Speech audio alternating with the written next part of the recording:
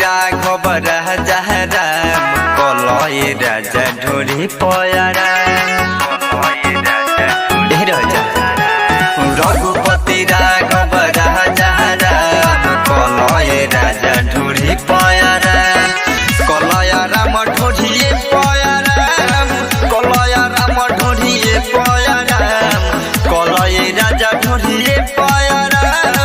कलपुआ के ढोरिए पयारा सुती उठी करी होए के साला कलय राजा ढोरी पयारा रघुपति राघव राजा राम कलय राजा ढोरी पयारा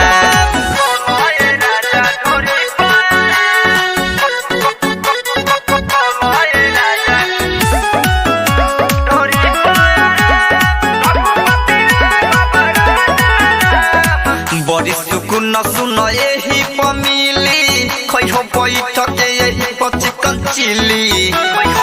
राजा सुनता बड़ी सुकुन सुन यही पमिली खैहो बैठक यही चिकन चिली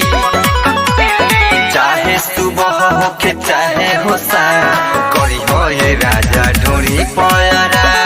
रघुपति राघव राजा राम कलय राजा ढोरी पयारा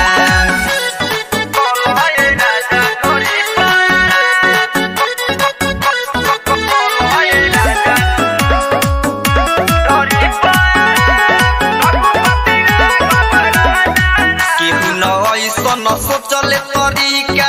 विष्णु मनीष करे वही पट्टिका राजा जानता केहू न ऐसन सोचले तरीका ओपारा कासराम जी करे ओ पट्टिका पिया बिकरती है ही फजा कलय राजा ढोरी पयारा